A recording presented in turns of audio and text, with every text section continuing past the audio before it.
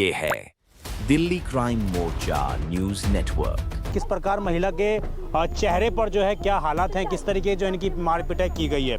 मकान मालिक का लड़का है वो, मकान मालिक खुद, इसके अलावा महिला, वो सारे लोग आते हैं और इस महिला के साथ चिपट जाते हैं, इनके शरीर पर लाठी डंडों से हमला करते हैं। आंटी मुझे भी मारने लगी, फिर उनका लड़का आया, उनके पापा आए, वो उन्होंने मारा, फिर मुझे मेरा हाथ पकड़ा, उनके भाई आए लठोर से, उन्होंने बड़े बम्बू ले रखे थे, उन्होंने बम्बू से मारा। इसकी प्रेगनेंसी थी तो ये हॉस्पिटल में एडमिट थी, तो हम उस टाइम पे किराया नहीं दे पाए। हमने बोला कि हम थोड़ा हॉस्पिटल में आएंगे तब हम किराया दे देंगे। भाई इतनी बात की थी और कहा सुनी इनके बीच में हुई थी, जिसका बदला उन्होंने कल निकाला। वो कह रहा था मुझे कि मैं औरत की इज्जत नहीं करता हूँ। जो तुम्हारा 500 रुपये है वो, और जो हमारी जो अपनी पर्सनल जो है, हम सारा हिसाब क्लियर करके जब तुम्हें यहाँ से जाने देंगे। किस प्रकार यहाँ पर जो है एक किराएदार को बंधक बनाकर और इस प्रकार इनके साथ मारपीट की गई है। पुलिस ने कोई इंक्वायरी नहीं करी, कुछ नहीं की। एफआईआर कल शाम 4 बजे की हो रखी है और आज 4 बजने को आ रहे हैं। 24 घंटे के अंदर कोई सुनवाई नहीं हुई। नमस्कार, जय हिंद। आप देख रहे हैं दिल्ली क्राइम मोर्चा। मेरी मौजूदगी इस वक्त राजधानी दिल्ली के बिंदापुर थाने के बाहर में मौजूद हूँ। एक बार दिखाएंगे हमारे सहयोगी। थाना आपको दिख रहा होगा और यहाँ से एक बेहद हैरान करने वाला मामला सामने आ रहा है। अक्सर आप लोग ये विश्वास करते हैं कि जिस मकान में हम रह रहे हैं किराएदार बनकर, वो हमारा सहयोग करेंगे, वो हमारी फैमिली की तरह हमें मानेंगे, लेकिन ऐसा कई बार नहीं होता है। ऐसे एक मामला सामने आ रहा है जहाँ पर महज 500 रुपये के लिए एक परिवार के साथ बेरहमी तरीके से मारपीट की जाती है। एक महिला के निजी अंगों पर हाथ डाला जाता है। मैं आपको दिखाऊंगा, उनका चेहरा आपको करीब से हमारे सहयोगी दिखाएंगे तो इनके चेहरे पर, इनके सीने पर, हर जगह आपको सिर्फ और सिर्फ चोट के निशान दिखाई देंगे। कैमरा ज़रा पास लाकर दिखाएंगे। 2 महीने का इनके गोद में बच्चा है और आप देखेंगे किस प्रकार महिला के चेहरे पर जो है क्या हालात हैं, किस तरीके जो इनकी मार पिटाई की गई है। अब मैं आपको बता दूं, इस मामले को कल रात में जो है अंजाम दिया गया इस घटनाक्रम को, जब ये परिवार मकान खाली करके वहाँ से जा रहा था।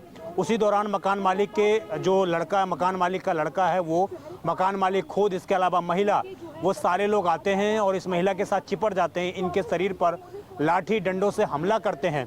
इतना ही नहीं, इस महिला के सामान को, इनके फ़ोन को, इनके मंगलसूत्र को, सब कुछ जब्त कर लिया है।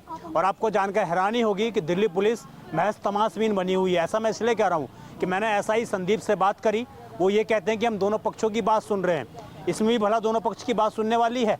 जब महिला के चोट के शरीर पर निशान दिख रहे हैं, महिला के सामान को जब्त कर रखा है, उसके बाद दिल्ली पुलिस ये कह रही है कि हम दोनों पक्षों की बात सुन रहे हैं।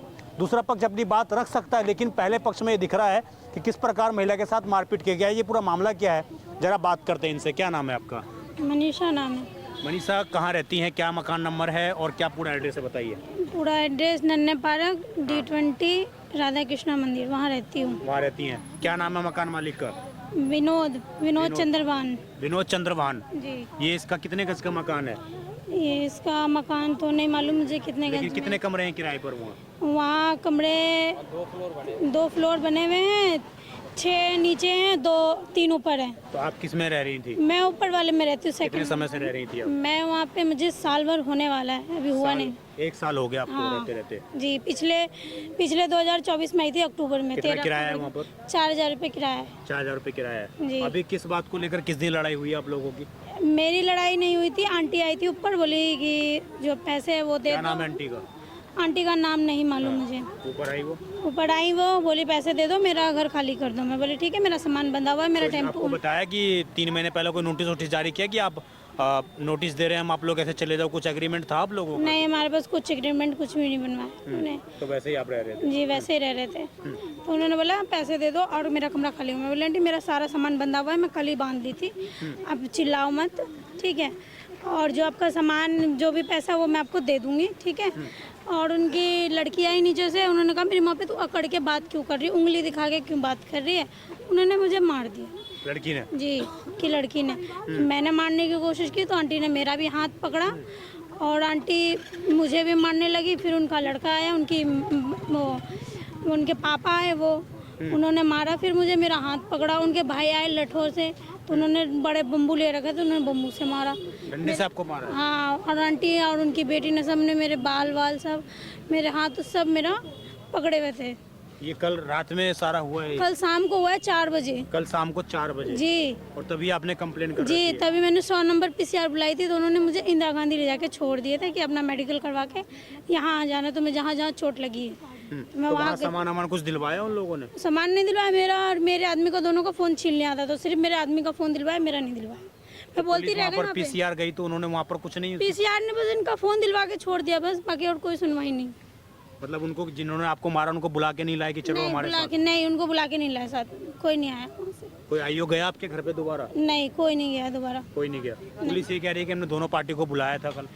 तो बुलाया नहीं था, उनके जो लड़की थी जो मुझे मारी थी तो उन्होंने अपने आपके शरीर पर खुद ही जख्म दिए और अपने चाचा के साथ आया। उनकी मम्मी, उनका भाई, उनका पापा, ये 3 जने नहीं आए। और जो उनके साथ जो और लड़के भी थे जो मेरे को मार रहे थे वो भी नहीं आए, उनके चाचा के लड़के थे। ये आपके छाती पर किसने हाथ डाला है? ये उनके लड़के ने डाला है। क्या नाम है उसका? जतिन नाम है उसका। कितनी उम्र है इसकी? उसकी 22 साल से ऊपर है। उसी ने नाखून से छीला है? हाँ, ये नाखून से उसी ने छीला, क्योंकि वो कह रहा था मुझे कि मैं औरत की इज्जत नहीं करता हूँ। ये कहते हुए मार रहा था? जी, वो कह रहा तू साइड हो जा, मैं औरत की इज्जत नहीं करती हूँ। तो मैं वो उसी लड़ाई से में मेरे को मारा। उनके अंकल ने मेरा हाथ पकड़ा था, मेरा हाथ तोड़ने की कोशिश कर रहा था। जब उससे जीत नहीं पाया तो आंटी मेरा बाल उल नोच रही थी तो उसी में उसने लट चला दी। कितने लोग थे ये? ये उन 2 परिवार है, उनका लड़का था, उनके लड़के के दोस्त थे, उनके चाचा का लड़का था। ये सारे लोग इकट्ठे हो गए थे? ये सारे इकट्ठे हो गए थे और उनकी चाची थी, उनकी वो जो बड़ी वाली जिठानी वो थी, उन सब ने गेट पे रोक लिया था, हमें निकलने नहीं दे रहे थे वहाँ से। वहाँ और लड़के बुला रहे थे मारने के लिए। आपके पैर में भी इन्होंने डंडे मारे? हाँ, मेरे पैर में भी मारे, मेरा पूरा शरीर नीला पड़ा हुआ है पैर का, लेकिन ऐसी जगह मैं दिखा नहीं सकती हूँ। तो इन्होंने कोई शरीर का कोना नहीं छोड़ा जिस जगह पर इन्होंने हमला नहीं किया हो? नहीं छोड़ा, उन्होंने सब में मारा। और ये बच्चा आपके साथ था उस वक्त? नहीं, मेरे बच्चे मेरे हस्बैंड पकड़े हुए थे। तो उनको कुछ नहीं किया? नहीं, उनको कुछ नहीं किया, उनसे भी मारपीट हुई लेकिन उनको थप्पड़ मार पाए, उनको एक थप्पड़ मारा, उतने बीच में मैं खड़ी हो गई थी जब तक। देखिए मेरे साथ उनके पति भी मौजूद हैं, जरा इधर आइए। आप लोगों का कोई पहले भी कोई मामला था? कोई मामला नहीं था, बस थोड़ी कहा सुनी हुई थी आज से 3 महीने पहले। किस बस बात को लेकर? जैसे कि इसकी प्रेगनेंसी थी तो ये हॉस्पिटल में एडमिट थी, तो हम उस टाइम पे किराया नहीं दे पाए। हमने बोला कि हम थोड़ा हॉस्पिटल में हैं, आएंगे तब हम किराया दे देंगे। भाई इतनी बात की थी और कुछ कहा सुनी इनके बीच में हुई थी, जिसका बदला उन्होंने कल निकाला। जब हम खाली करके मकान जा रहे थे उन्होंने कहा कि अब ये मौका है कि तुम अब खाली करके जा रहे हो, आज तुम्हें वो सारा हिसाब क्लियर करके जाएंगे। जो तुम्हारा 500 रुपये है वो, और जो हमारी जो अपनी पर्सनल जो है, हम सारा हिसाब क्लियर करके जब तुम्हें यहाँ से जाने देंगे। ये करके उन्होंने मेरी वाइफ को मारना स्टार्ट किया। 500 रुपये के लिए? सिर्फ 500 रुपये के लिए मारना स्टार्ट किया।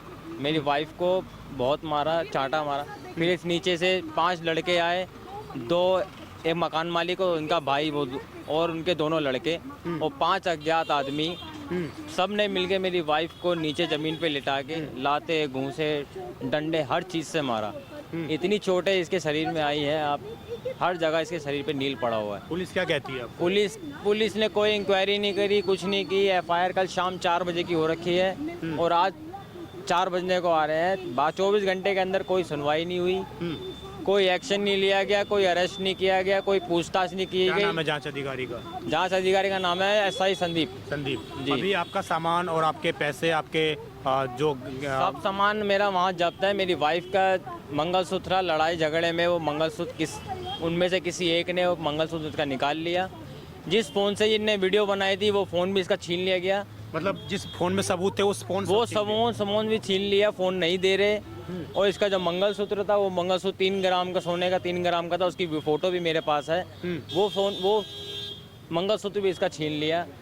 मांगने पे वो नहीं दे रहे। हमने पुलिस कंप्लेंट पुलिस को ये बात बताई कि जिस फोन में वीडियोस हैं, पुलिस हमसे उल्टा ही सवाल जवाब कर रही है कि इसका सबूत दो, बिल लाओ। सर ये मेरी माता श्री ने मेरी वाइफ को दिया था और मेरी माता श्री एक्सपायर होगी, मैं कहाँ से इसका सबूत ला के दूँ?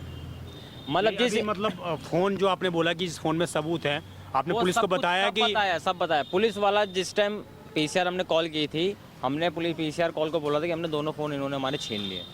तो पुलिस वाले ने बोला कि दोनों फ़ोन दे दो, तो उसने सिर्फ एक फ़ोन दिया और एक फ़ोन बोल दिया कि हमें अभी नहीं मिल रहा, मिल जाएगा दे देंगे। थोड़ी देर बाद बोलते कि हमारे पास है ही नहीं, हम पे सिर्फ एक ही फ़ोन था। मतलब उसमें सबूत थे तो वो फ़ोन गायब वो कर दिया फोन वो उस फ़ोन में सारे सबूत है, पूरी वीडियो है, पूरे वारदात की सारी वीडियो उसमें मैंने अपलोड है। मैंने पूरी रिकॉर्डिंग पे डाल रखा था। वो फ़ोन जैसे उन्हें पता लगा कि मैं उसमें रिकॉर्ड कर रहा हूँ तो उन्होंने वो फ़ोन भी छीन लिया, उसको मारा अलग। देखिए पूरा मामला आप समझ गए होंगे किस प्रकार यहाँ पर जो है एक किराएदार को बंधक बनाकर और इस प्रकार इनके साथ मारपीट की गई है। अब आप समझिए पुलिस इसके जो कार्रवाई है उसमें पूरी इसमें संलिप्तता नज़र आ रही है कि पुलिस कहीं ना कहीं इस केस को फुल प्रयास कर रही है दबाने का, क्योंकि मैंने अभी बात करी उनसे तो ऐसा ही संदीप मुझे कहते हैं कि हम दोनों परिवार की बात सुन रहे हैं, दोनों परिवार को हमने बुलाया है और उस लड़की ने भी एक कंप्लेन इस परिवार के ऊपर लगाया है इसमें, जिसमें कहा है उसने कि कहीं ना कहीं हमारे साथ भी मारपीट की गई है। अब इस पूरे मामले पर दूसरा पक्ष अपनी बात जरूर रख सकता है, लेकिन बड़ा सवाल ये है कि इस केस को दबाने के लिए उन्होंने इनका सामान जब्त कर रखा है, इनका फ़ोन जब्त कर रखा है, इनके मंगलसूत्र को रख रखा है कि ये केस तुम वापस ले लो, उसके बाद ही हम सारा सामान देंगे। तो समझिए किस प्रकार की तानाशाही है और पुलिस पूरी इस तानाशाही में सपोर्ट करती नजर आ रही है। इस खबर पर आपकी जो भी राय हो कमेंट जरूर करिएगा। आप देखते रहें दिल्ली क्राइम मोर्चा। मैं विजय ठाकुर अपने सहयोगी इमरोज के साथ, धन्यवाद।